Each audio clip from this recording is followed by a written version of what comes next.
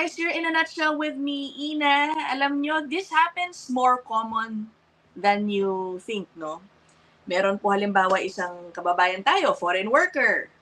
Nag-hire siya ng isang representative, whether consultant yan or immigration lawyer. Assuming na yung kanyang representative is ensuring na ang status niya dito at all times ay okay habang pinaprocess ang anumang application niya, no? And then, darating sa punto na hindi niya alam, nagtatrabaho siya, wala na pala siyang status. Okay? So, what do you do when that happens? What do you do when you are faced with a situation wherein mukhang may negligence on the part of your representative? Does going out of status na hindi mo alam, ano? Honest ka naman, akala mo talaga okay lahat. Does that automatically jeopardize your future in Canada as a permanent resident? Kaya ng ating pag-uusapan. Kasama si Attorney Renz Grospe. Welcome back, Attorney Renz. Kaya na. Ayan, kasi si Attorney Renz, by the way, yung email ni Attorney Renz yung gumagapang dyan sa ibaba if you wanna get in touch with him.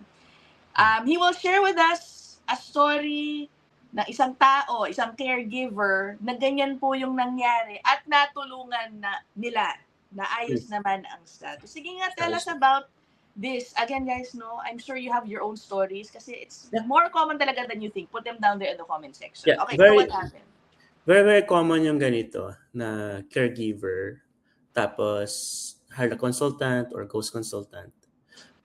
Tapos yung consultant niya, practically yung business niya, no? Ang business model is volume. Paramihan na lang ng kliyente, gano'n? Paramihan ng kliyente. Ang risk kasi noon, that's risk for negligence yun eh. Marami kang errors. Hindi mo na alam yung deadlines, hindi mo na nakikita yung ano. In terms of practice management, maraming possible na mangyari.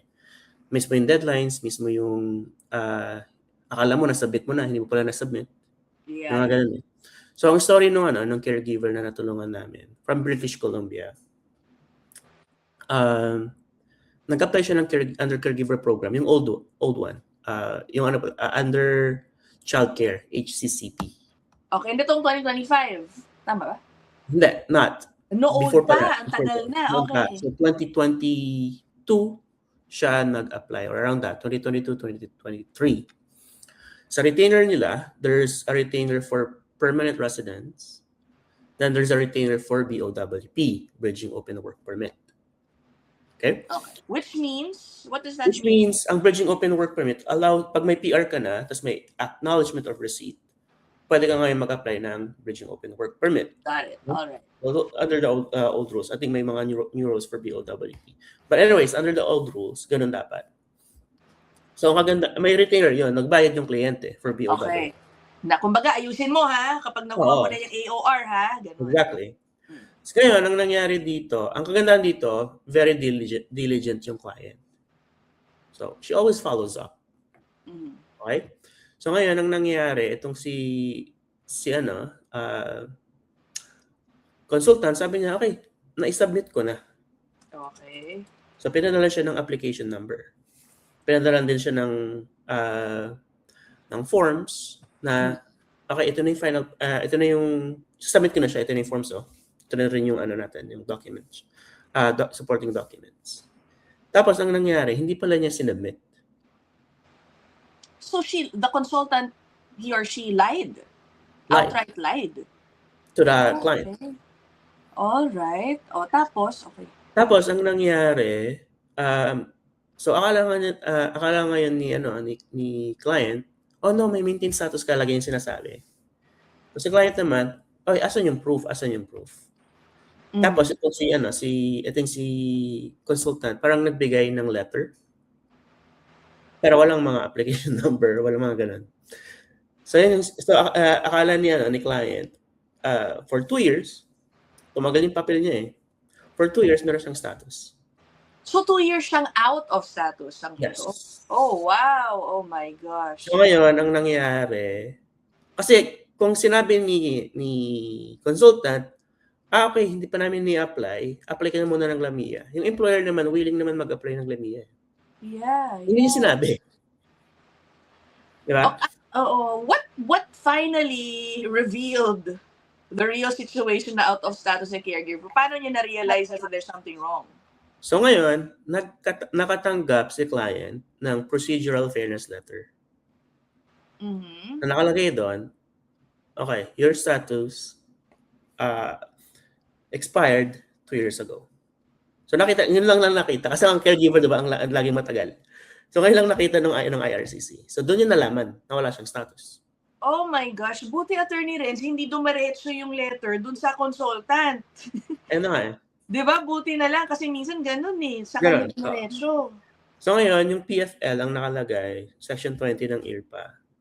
Ayun yung nagsasabi na dapat while you have pag-inland application, while pending yung application, dapat may legal status. Yeah. So yun yung Section 20 yan. So ngayon, binigyan siya ng 2 options. Either leave Canada or show na may status ka. Nako, paano yan? Obviously, itong client namin, single mom. Nako. Tapos doon siya sa lugar na puro bahain, like siya ang pinaka-breadwinner ng buong family, kapatid, tsaka mga anak niya. You mean her situation in the Philippines if she is home? Okay. So ngayon, ang ginawa namin, first, nag-apply kami ng temporary resident permit. Okay. To show to the officer na, okay, look, meron kaming pending application ng TRP. Kasi ang question is, yung status niya, di ba? Right. Kailangan muna, ayusin muna yun, number 1. Number 1. Tapos, we responded to the PFL. And then, sa PFL namin, 2-part yung argument. The first argument is, pin the blame on the consultant. Right? Pero doon, ang pinakita namin, kasi sabi mo nga doon sa isang episode vlog, no? Applicant are ultimately kayo ang responsible for your application. Right? So ngayon, ang ginawa namin, pinakita namin na merong due diligence yung client namin. Yan, ang maganda. And then si client, si consultant ang nag-outright lie. Right. Sa kanya. Ang kagandahan, documented yung sa email. No? We established there's a negligence. Second part nun, inargue namin, so due to the negligence, no, there was miscarriage of justice. Yun nga, like, nawala ng status ng client. Right. And then, like, muntik na ma-jeopardize yung PR application. Oo. Right? Actually, yun yung concern ng marami, no? Kunyari, napunta sila sa ganyang situation, Attorney Renz, sasabihin nila, naku po, di ba sabi nila kapag ikaw ay out of status, wala na, ma-jeopardize na nga yung any PR prospects mo. So that's not automatically the case. Not automatically the case. But again, depende yan, case by case yan. For example, doon sa binasa mo nung isang araw. Yung kasi intentional. Right. Nag-shop siya ng someone who will tell him kung ano yung gusto niya eh. Right, Di ba? Dito kasi inadvertent. Hindi naman to kasalan talaga ng out of control ni first, she did due diligence. She diligently followed up. She request niya yung final package or nung bago i-submit. Nagkataon na si consultant hindi niya talaga sinubmit. You're right. Tapos nag-lie siya na, okay, sinubmit ko yan, ito yung maintain status, pwede na magtrabaho. Correct. Nako. So, case by case. Meron naman kasi yung cases na talagang kakontsaba si applicant. Correct. Alam mo, totoo yan. Diba? Minsan, tapos kapag na-refuse, nagka-problema na, sisisihin na lang ng applicant yung consultant. Pero sa katunayan, alam naman niya talaga yung nangyayari, pinayagan niya yung nangyari. No? And by the way, guys, baka hindi nyo lang napanood yung binabanggit po ni Attorney Renz na isang episode na pinablish ko lang po yan a few days ago.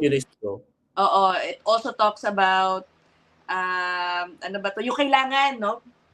Pag napunta ka sa ganyang sitwasyon, patunayan, hindi mo pwedeng sisihin lang naman lagi si representative. No. Yung due diligence na sinasabi ni Attorney Renz is very important. Very Kaya important. yung documenting your communication with your representative is always highly recommended gawin ninyo, no? Yeah. Would things could have been different, Attorney Renz, kung wala siyang pruweba na nag-i-email siya ng updates, yung mga ganyan. Yeah, it's gonna be very hard to, you cannot claim, kasi again, ang burden na sa'yo na you did your due diligence. Tapos na hindi mo alam kung nasabit ba o hindi. Kung wala kang ganon, it's very hard to prove it. Then, doon ka lang pupunta ngayon sa humanitarian factors. Right. So, part nung response namin sa PFL. So, first yan, in-establish namin, okay, negligence, miscarriage of justice. Pangalawa, humanitarian factors ng client. So, first, caregiver. Yung inalagaan niya, since baby siya since baby, may relationship na sila. May continuous relationship with the baby. The other thing yan, breadwinner from sa Pilipinas. Tapos matagal na siya rito. Right. So those are the humanitarian factors that we use to overcome yung ano. Pero ang ginawa kasi namin dito, wala na siyang status, di ba? Usually sa PFL, ang gagawin mo dapat dyan, meron kang isang request action doon sa officer para ma-solve yung application. Hindi lang pwede parang, kaya i-overcome mo na lang to or waive mo. No? So dito, ang ginawa namin, ang sinabi namin, two things. So either wait mo yung TRP para magka-status ng client, or we requested, which what happened, we requested that give us an opportunity to restore. Okay. So anong ending? So eventually, yung pangalawang nangyari, pero it helped din talaga yung TRP. Right. Kasi it shows due diligence naman after the fact. Right. Okay. Na once you learned, nag-ano siya, nag-apply pa siya ulit ng another application to regularize yung status niya. Right. Right? So that to the eyes of the officer, okay, this person's talagang she did her due diligence during what's going on, and then after the fact na nalaman niya. Pero dito ang nangyari, binigyan kami ng opportunity to restore yung status. Right. So we were able to apply for BOWP. Tapos nung na-restore yung status niya, nagtuloy-tuloy na yung PR niya. Andito na yung anak niya, tsaka yung may PR siya na sila. Biglang gumulong yung PR application din. Yeah. Ang galing naman. Yeah. Pero makikita mo rin dito, Ate Ina, very important yung if the client or the applicant is vulnerable. No? In many cases, a lot of caregivers are in that vulnerable position. Right. No? Pag ganon, yung argument ng you're pinning the blame on the your representative, either lawyer ba yan or consultant, stronger. I see. Okay. Pero kung student ka doon sa kaso mo, di ba? You can search You can research kung sino yung yung tama ba yung consultant mo, tama ba yung ginagawa niya. Pag ganon, there's higher chances of refusal kung gano'n yung argument ninyo. But again, very important, due diligence talaga. Yes. Do your part, guys. No, unfortunately, hindi porke naglabas tayo ng malaking pera, hindi nyo nababalikan, hindi na kayo mag-update sa status ninyo, di ba? Parang kumbaga wag ganun. Although ideally sana, no? Kasi nga kaya ka nga nagbayad, pero hindi po kasi ganun talaga. You still have a responsibility to ensure that your applications are okay. Diba? Okay, actually, no?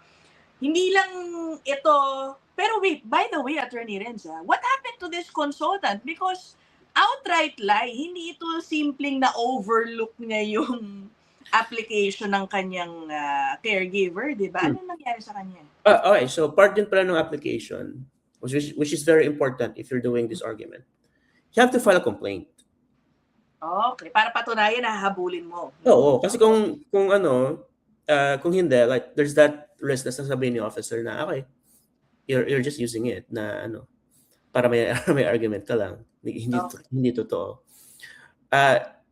It strengthen your credibility pag may complaint. Oo. Right? Dapat matanggalan ng lisensya at masuspend. Which is very, very sad, no? Yung regulator kasi nila, mabagal That's true. So, walang nangyari sa consultant. Pending pa rin yung yung complaint namin. Ay, naku. Ayan na nga. Isa po yan sa mga issue talaga, no? Mabagal yung justice delayed, justice denied, di ba? Pag Correct. ganun kabagal. Pero yun, to answer yung question mo about it, wala pang nangyayari. Pending pa rin yung complaint. Okay. Guys, by the way, puntahan po ninyo. I highly recommend na puntahan niyo yung website nung firm ni Attorney Renzo. Let me show you. For example, yan. Tignan nyo. My immigration consultant or lawyer made a mistake. What are my options? Nakikita nyo yan dyan. Another similar topic. My immigration application was refused because of my consultant or lawyer's mistake. Can I go to federal court, for example? O, ano ba yung mga most common situations of negligence or mistakes na nakaka-jeopardize ng status ng mga kababayan nating foreign workers dito? Maraming yun eh. Maraming where there's two patterns. Pag consultant or lawyer. So some lawyers are doing volume. Very prone yun sa negligence ng miss deadlines or hindi nila binibigay agad yung refusal letter. Which is, I have 4 cases of that. Ano ba yan? Tinatago nila, no? Like, kumbaga, diligent naman tong sila client. And then sinabi, wala pang sinasend na email. Which is very important ito. Ang ina-argue kasi ng consultant or ng lawyer is, we did not receive notification from IRCC. Right? I see. It's not a defense. Kasi yung duty ninyo as a lawyer or as a consultant, you have to give a timely update to the client. Right. So sometimes pag ang client nag-request na ng update, you have to check kung may update na or wala. Yeah, and respond. Kung wala man o hindi. Right? Doon sa 4 cases na hinahawakan namin ngayon, similar lang ulit lagi na hindi binigay yung refusal letter on time. So past 90 days na, wala nang restoration. Oo, ano ba yan? Kawawa naman yung mga kliyente. Or ang nangyari, hindi daw naka-receive ng notification on TFL or yung additional document request letter. So hindi daw sila naka-receive. Pero dapat as a consultant, as a representative, as a lawyer, at least sine-check mo lagi, timely. Hindi naman araw-araw, no? In our firm, ang ginagawa namin, may isang nakatalaga na case manager on checking on the files. Right. Every week, every 2 weeks, or every month. Nagsisend kami ng update to the client. Or upon request ng client, within 72 hours, we try our best to send yung mga updates. Or if there's a refusal, on the same day, we submit. We send the letter. Yeah. Okay. So it's very common yun. Iba pang yung isang pattern naman, yung intentional talaga. Nako, mga manloloko na talaga yan, in short, mga scammer. Yung scammer talaga. Yung parang sasabihin kunyari, very common yan, yung walang, hindi ka nakapasa. Kunyari, PGWP, tapos hindi ka nakapasa. Yung dadayain yung yung completion letter. Kasi siyempre, ang karamihan kasi ng consultant or lawyers, meron na yung partnership sa isang school. So, meron din silang mga kliyente na puro PGWP. Parang siyempre may mga nagkataon na meron na silang isinamit dati. So ngayon ang ginagawa nila, ini-edit nila sa PDF yung letter of acceptance or yung certificate of completion of studies. Sinasalpak na lang yung pangalan ng client. Para to show na meron kumbaga kukunin nila yung transcript of record of the other client. Tapos i-edit nila. Ano ba yan? But the thing is this, like, if you're using that, offense? If the consultants and applicants are using PDF and Adobe, of course, officers are using them as well, and they know if it's edited or not. Right. Madali lang naman makita sa Adobe kung edited yun eh. Click mo lang yung history ng edit. Right. Diba? Actually, meron akong kliyente na gano'n, na totally scam talaga. Right. Yung pinost ko recently about nag-settle yung DOJ. Pero ito, scam talaga siya na marami ang involved. This is in Montreal. Yung consultant, pinapahiram niya yung pangalan niya. No? Tapos itong mga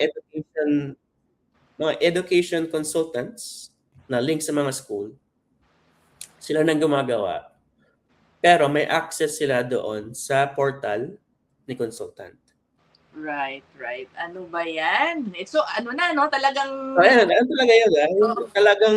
It's a web of... talagang systematic siya, no? May sistema talaga sila. So ngayon, ang sistema ng case na yon, fino-force nila itong mga clients to take French exam, or French... para mag-take pa ng French classes. Then they charge 5,000 for tuition fee or 7,000. Ngayon, to justify na kasama yon. So ngayon, sa client namin, binigay nila yung letter of acceptance. Ang ginawa ng mga scammer na to, binago nila yung letter of acceptance. Inad nila yung na hinihingi yung French oh my God. Yung French exam or yung French, yung proof na nag-aral sila. Para, kumbaga para mapuwersa yung In this case, yung client ko, they speak French already. Yung client nila, hindi to Filipino ha, they're ibang lahi. They're from North Africa. In North Africa, they speak Arab and French. Right. Pero sa kaso na to, he already speaks French now. So nagtataka siya, bakit kailangan ito? Right. Pinipwersa na magbayad. And eventually, na-approve yung study permit nakalusot? Nakalusot. Pero sa PGWP siya naapektuhan. So nung nag-apply ng PGWP, ito ngayon guys, some of our applicants na gumagawa nito, nakalusot naman ako. No? Mahuhuli kayo sa next application. Right. Or sometimes, ipapa-reopen yung application pag na-investigate ka. Yeah. Remember ate... haunt you, okay? Kung ano man yan. Remember ate Ina, there was a report or investigation. I think na-covered mo rin to dati. That was in March or February. There was a report that there's 100,000 plus study permit that was fraudulent. Yes, I remember. Yeah. And then there was like 4,000 doon na inimbestigahan. Mm-hmm. So one of my client na yung consultant niya, ganoon ang ginawa.